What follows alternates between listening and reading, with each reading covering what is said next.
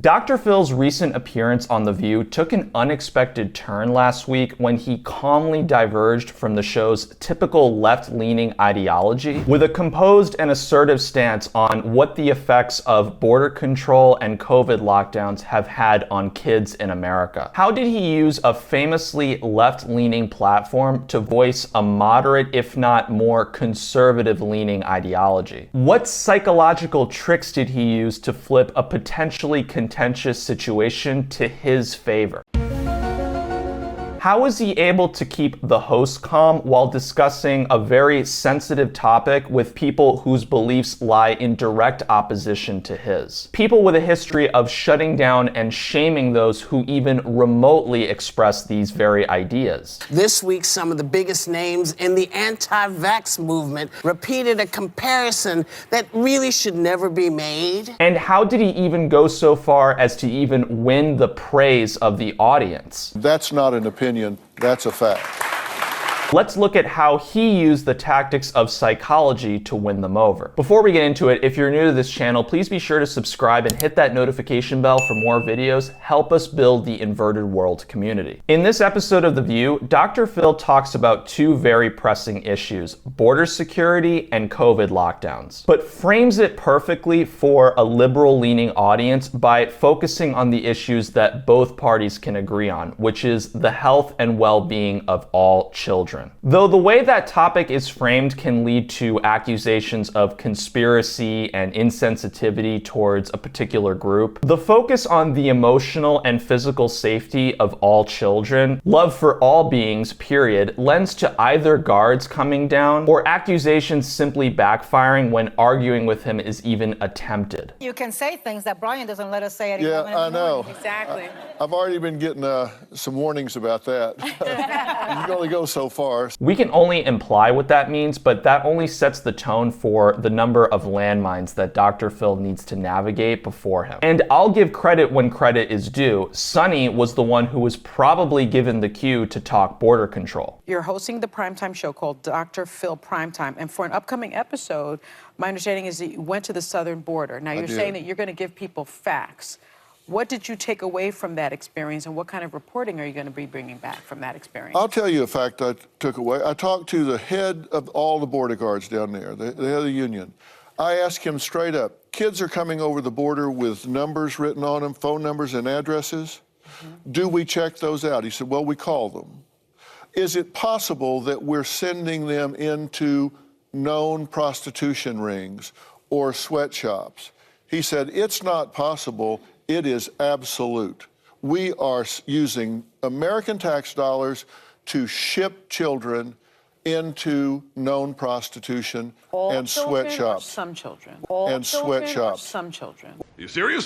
Because Dr. Phil was so firmly rooted in facts and the well-being of children, this statement only made Sonny look ridiculous because most, if not all, people believe that even one child affected is one too many. He is talking about kids at the southern border getting trafficked into prostitution rings, and all that Sonny can say is some children or all children. Like, anything you can do to downplay the seriousness of the issue is more important for The View than actually learning from Dr. Phil about what is happening. However, Dr. Phil knows how to stay calm and respond in a way that not only the host can relate to, but the audience. In this case, the audience is a reflection of the liberal values that the hosts have. Therefore, the focus has to be apolitical and rooted in a core belief system that both liberals and conservatives can agree on, which is the well-being of children. Knowing your audience, knowing who you're speaking to is especially important, especially a left-leaning audience when you're presenting right-leaning arguments. It's about knowing how much your audience can handle and how to speak to them on or a little bit above their level. If you start talking about drinking baby blood, it's not going to bode very well, right? Baby blood, that's okay. And this goes for other things as well. For instance, if you want to learn how to play tennis, if you play with somebody who's not as good as you, it's going to be boring and unchallenging. If you play with somebody like Andre Agassi, it's going to be difficult and frustrating. You cannot be serious! But when you play with somebody who is at your level, if not a little bit above your level, that's where engagement occurs. So Dr. Phil here is doing a great job gauging the level and structure in which he can have this very conversation. Here, Dr. Phil acknowledges the viewpoint of the person that he's sparring with. It's hard to disagree with the statement when you are the very person who threw out the idea to begin with, right? She's not going to argue with herself, so we see here that he takes her idea and expounds on it. You mentioned that there are children crossing the border with numbers and names. Many of them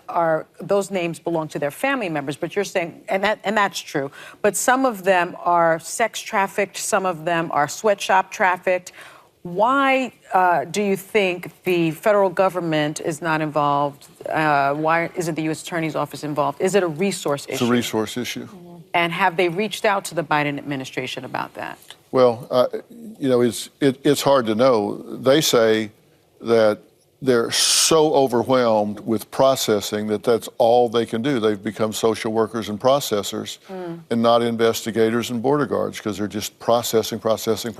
Yeah, what's going on at the border is a giant human trafficking operation. And I'm just gonna go out on a limb here and say, I don't think it's about being overwhelmed like Dr. Phil is saying. I think Dr. Phil knows that the Biden administration doesn't want to do anything about this. They want open borders. Why would they do anything about child trafficking when that's the very thing that DC power players are involved in? Dr. Phil knows it, but again, he is gauging what his audience can handle and doing everything he can to handle these hosts with kid gloves. Things get heated when the topic switches to the effects that social media has on children's mental health. You say you're not the only voice in your kids' ears, so you have to be the best voice. Explain that. Well, think about it. In like 08, 09, smartphones came on and kids they stopped living their lives and started watching people live their lives. And so we saw the biggest spike and the highest levels of depression, anxiety, loneliness, and suicidality since records have ever been kept. And it's just continued on and on and on. And then COVID hits 10 years later, and the same agencies that knew that are the agencies that shut down the schools for 2 years. Who does that? Who takes away the support system for these children? Who takes them away and shuts it down? And by the way, when they shut it down, they stopped the mandated reporters from being able to see children that were being abused and sexually molested, and in fact sent them home and abandoned them to their abusers with no way to watch, and referrals dropped 50 to 60%. So there was also a pandemic going on, and they were trying to save They were trying to save kids' lives. Remember, we know a lot of folks who died during this. So it wasn't, people weren't laying around eating bond, but, well, you know what? We're lucky. Maybe we're lucky they didn't, because we kept them out of the places that they could be sick, because no one wanted to believe we had an issue. Are you saying no school children died of COVID? I'm saying it was the safest group. They were the less vulnerable group, and they suffered and will suffer more from the mismanagement of COVID than they will from the exposure to COVID. And that's not an opinion, that's a fact. Well, Phil, we don't even have time to talk it out now, man. Okay, so he just goes there and he did it just in time. Whoopi Goldberg has no time to attempt to spin it, which was a brilliant move on Dr. Phil's part. Having spent 22 years in daytime television, I'm sure he's become a pro at pacing. Knowing how much time a segment is, how long he has to make his point, and to time it in such a way that he can construct a mic drop moment with such effortlessness likely comes with experience. This is exactly what the brainwashed people don't want to hear. That the institutions you trusted, especially the government, effed up when it came to COVID. But people were dying. How can they possibly mismanage COVID? We needed to be isolated and locked down. How could we have possibly survived without these draconian measures? Well, here's the thing that Dr. Phil brings up, which is that children had the lowest risk factor in getting sick. Closing the schools and remote learning was only a detriment to their learning abilities and social development. What I saw was that masking young kids was even worse for their social development. They tried to corner Dr. Phil by saying, "Oh, are you saying that school children didn't die?" And then he says, "No, I'm talking about COVID being mismanaged." He's not going to argue the seriousness of the virus. He's going to talk about the effects of the lockdowns, which we can all agree on sucked. He didn't get political or scientific or blame anyone in particular, and the audience really praised him for speaking up about something that we can all agree on. This is what happened to your kids. Your kids are in trouble. That's not my opinion. Those are facts. If it's anything that we can unify on, it's how we protect the youth. And look, Dr. Phil has built a very successful career working in the mainstream industry. He definitely has street cred with people on both sides of the political aisle because he doesn't get political. He talks about real human issues and genuinely wants to help with the emotional and psychological problems that everyday people are going through. It's very easy for us to get ideological and forget who we're actually speaking to. If you haven't seen it already, take a look at my video about Peter Doocy. This is someone working for Fox News, conservative news channel, but knows how to frame his questions in a way that someone on the opposite end of the political spectrum, in this case Karine Jean-Pierre, is just at a dead end with. They have no way to fight back because he knows how to get the undeniable truth across. How big of a headache is that for you?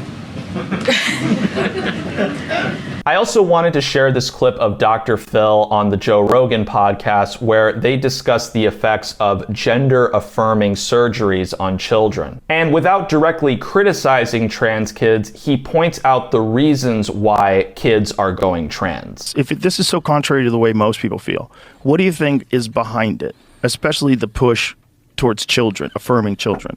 Do you think it's because there's people that are queer or LGBT, whatever, and they want other people to be a part of their group? Is it they want more LGBT people? They want to encourage this behavior? They think it's suppressed, and maybe there's more people that are gay or whatever, and they want to come out and they just get suppressed by it, so they're trying to make it like more enthusiastic? Like, how is this trans thing becoming a major point of debate with children where it never has in history? In your life, in my life, there was never all this talk about trans children. Like this, it seems insane that we've forgotten that kids don't know what the is going on yet. I think a lot of it is owing to social media platforms and the internet. I think this is what I'm talking about when I say the activist, I don't think speak for the community at large. I think they get an agenda that they're pushing, and I think they really get wrapped up in this, and it gets a lot of oxygen on the internet. It gets a lot of oxygen on social media platform. Now, they say there's no social contagion here, but the girls that are claiming to be transgender, that percentage has gone up. Some reports say it's gone up 800%, 1,000% over the last several years, and they say, well, that's because they feel more comfortable talking about it now. I think there is a social contagion effect.